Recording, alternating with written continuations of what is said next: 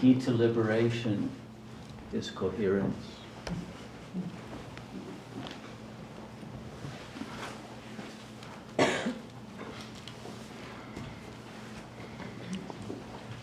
If you take an ordinary light bulb, its rays will shine in all directions, incoherently. That incoherence has a value. You get to see the whole room. But you don't get to break through the space of that room as you would if you were able to make all of those light rays coherent and turn the beam into a laser. And if you had a powerful enough laser beam, you could burn a hole in the wall and get out of the room.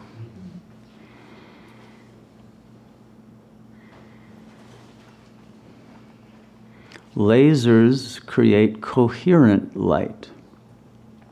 Meditation creates a coherent mind. The mind in its normal ego state is incoherent. This is its problem. And this shows up as internal conflicts and external conflicts, including conflicts with one's own body,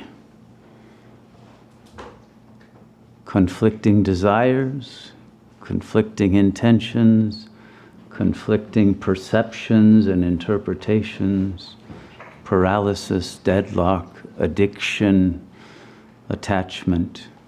All of the psychopathologies that have been observed by psychiatry are all the result of the incoherence of the ego mind.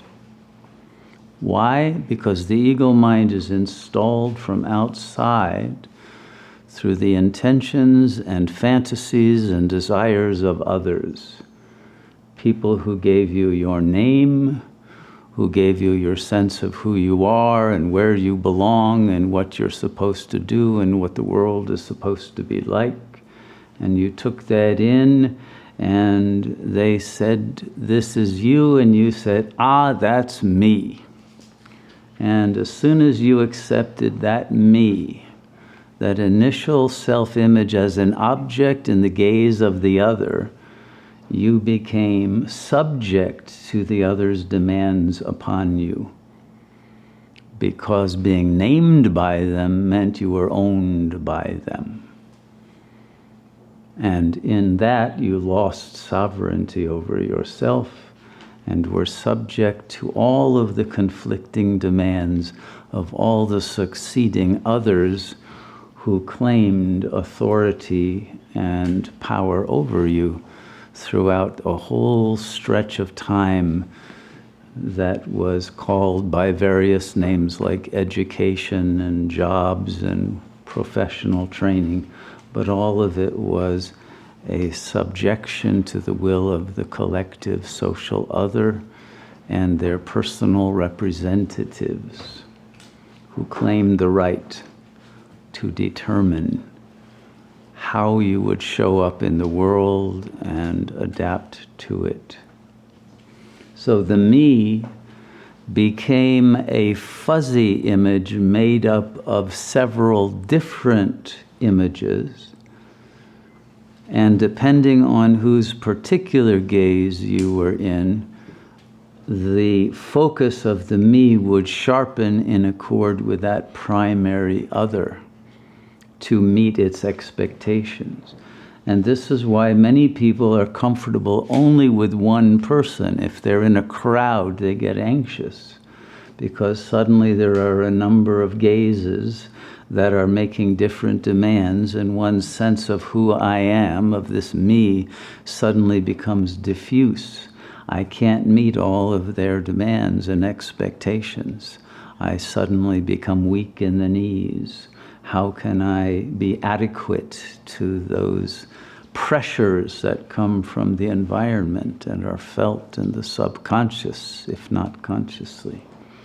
So the me is always struggling to remain in balance with the other. And there turns into a power struggle over who is the I and who is the me.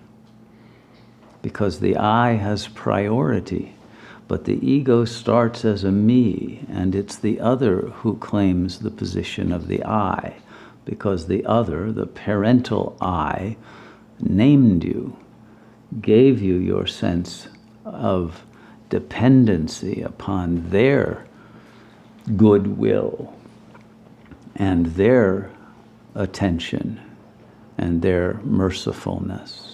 And so the me, in its inherent dependency, is fragile.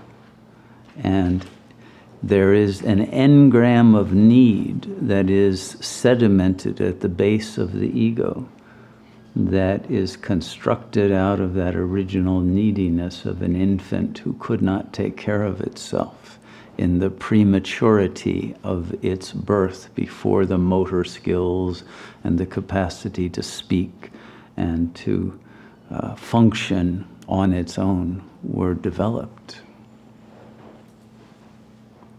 So that me, because of its fragility and weakness, wants to gain territories of its own, wants to be able to have properties that give it more gravitas. It wants to claim things as mine.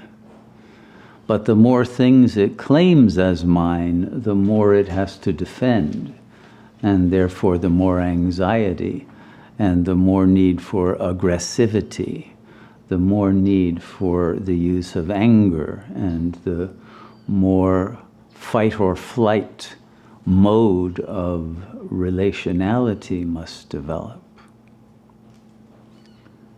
But without that sense of mineness, there is an emergence of the lack, the powerlessness, the sense of dependency and weakness that is part of that neediness that tends to come out in relationships that reach a level of intimacy in which those primal levels of the ego are triggered into emergence. And thus the fear of intimacy, and why the word itself, the tim, refers to timidity, the fear of the other taking advantage of one in one's vulnerability. And this determines the fragility of all relationships. For when that level of fear and need emerge, then the ego mind becomes defenseless to assert itself and to retain its own stance as a separate other. And it will either collapse into the I of the other's demand, or it will be forced to flee. So the me struggles to become an I. And if it can attain that, it usually happens as a partial I, and I am this or that, or I am becoming this or that. I am learning this, I am studying, I am working toward. There's an I in progress, but it's a work that never gets completed. But the I that is sought is the great I am, the name of God, according not only to the Old Testament, when Moses confronts the burning bush and says, well, who do I tell Pharaoh sent me, once he gets his command to set my people free? And the word that comes back is, tell him that I am sent you. Well, what does that mean? The power is in the I am, and it doesn't belong to some tree on a mountain in the Middle East. It is you, but it is the real I that is the God self, that the ego cannot reach. It's holy ground, it's sacred, it's beyond the ego's capacity to climb that mountain of God and reach the I am. But the I am is who you are. But only the I am without qualification. It's no longer an I am this or that. And the ego is addicted to being this or that will satisfy the desire of the other or ward them off or claim superiority. You know, I have a PhD, or I am this or that. Watch out.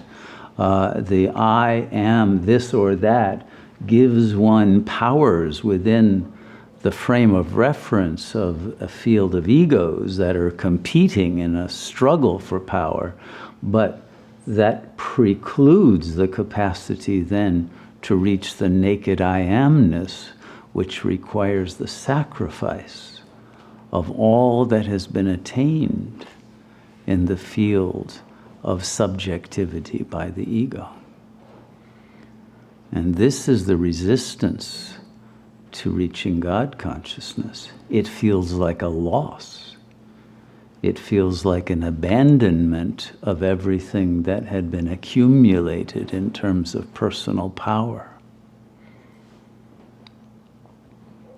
And so one tries to negotiate the balance and creates a sense of a myself that tries to make the me into the expression of the I.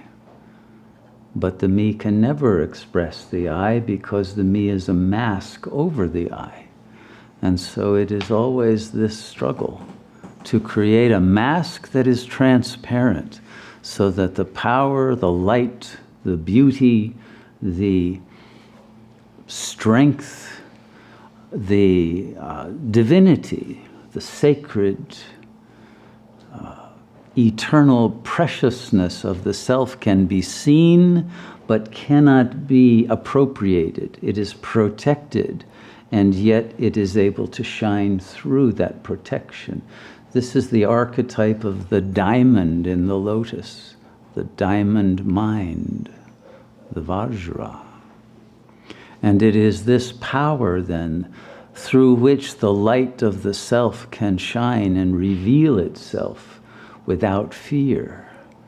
That is the creation of that energy field, which is naturally and spontaneously emitted by the I am when it refuses to accept any attaching identity structures. When it refuses to have any attachment to any event or place or person or relationship, but remains as the I am that is burning without loss, but that is always that flame that cannot be touched.